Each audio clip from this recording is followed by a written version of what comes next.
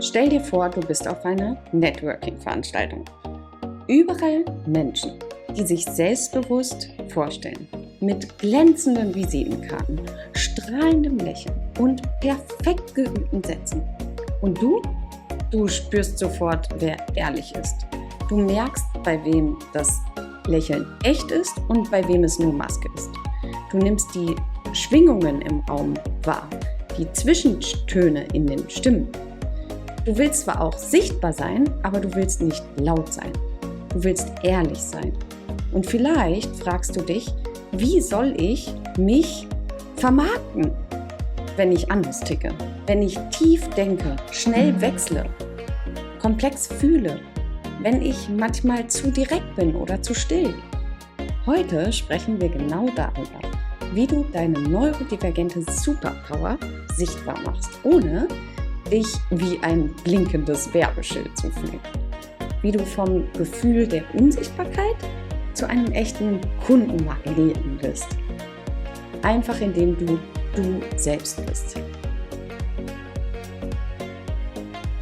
Herzlich willkommen im Neurotalk. Ich bin Alice Mustier und ich helfe neurodivergenten Unternehmern und Unternehmerinnen und Selbstständigen, ihre Besonderheiten als echte Erfolgsstrategie zu nutzen, statt sie länger als Schwäche zu verstecken.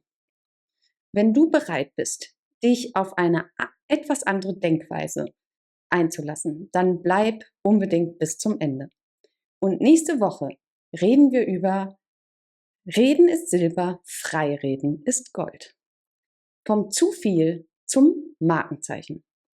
Weißt du, was die größte Lüge im Business ist? Dass du erst fertig oder angepasst sein musst, um professionell zu wirken. Viele meiner Klienten und Klientinnen kommen zu mir und sagen, ich will sichtbar werden, aber ich will mich nicht verstellen.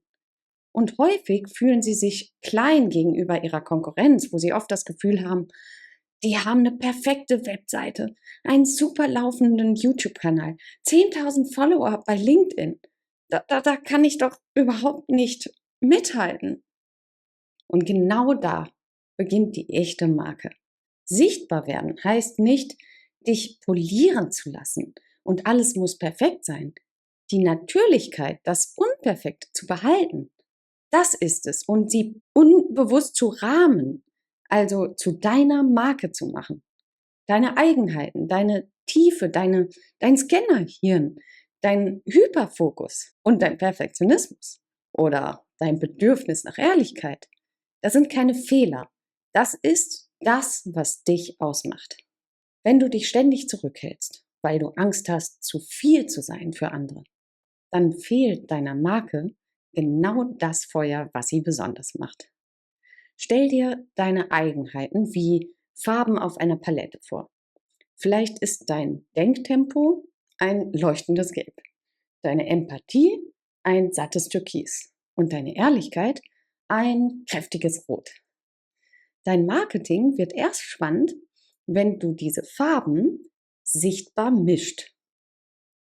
Als Beispiel, wenn du viele Interessen hast und dich schnell begeisterst, dann verkaufe das nicht als Chaos, sondern verkaufe es als Vielseitigkeitsradar.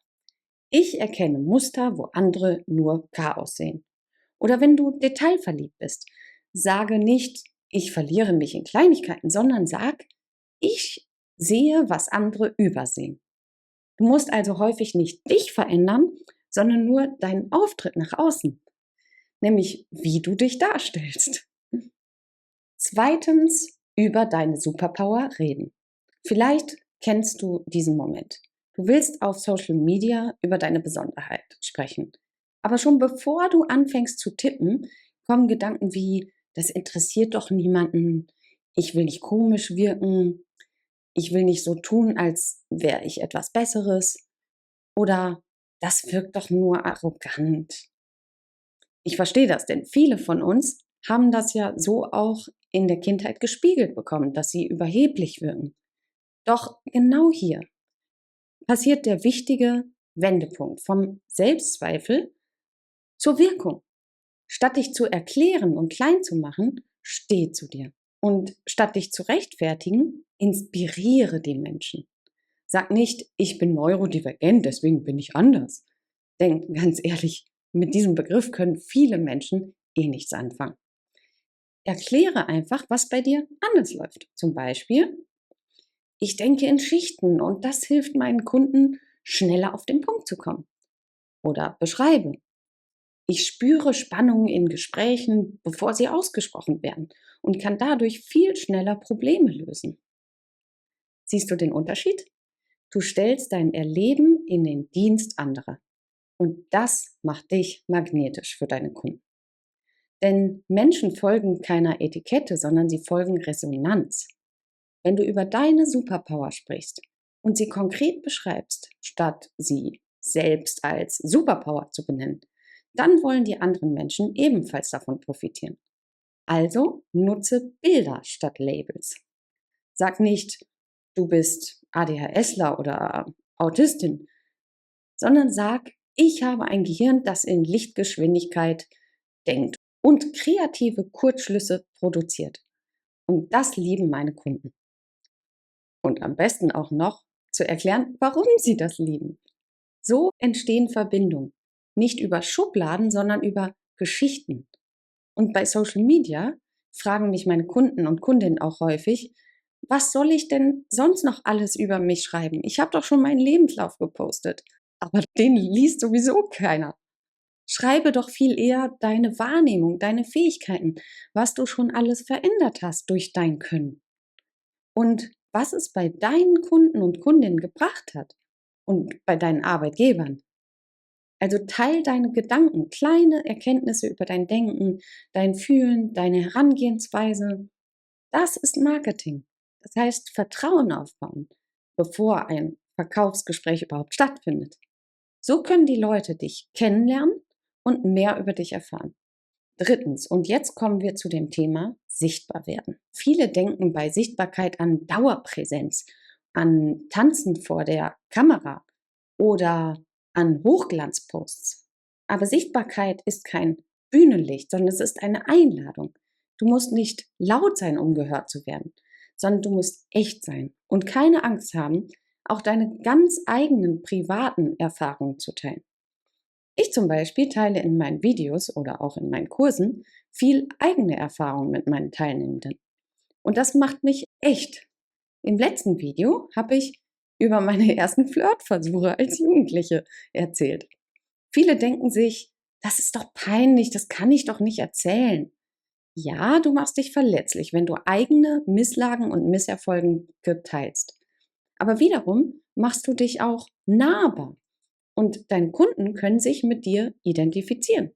Und wenn deine Kunden deine ganz persönlichen Motivationsgründe kennen, warum du die Arbeit machst, die du heute machst, dann vertrauen sie dir viel mehr.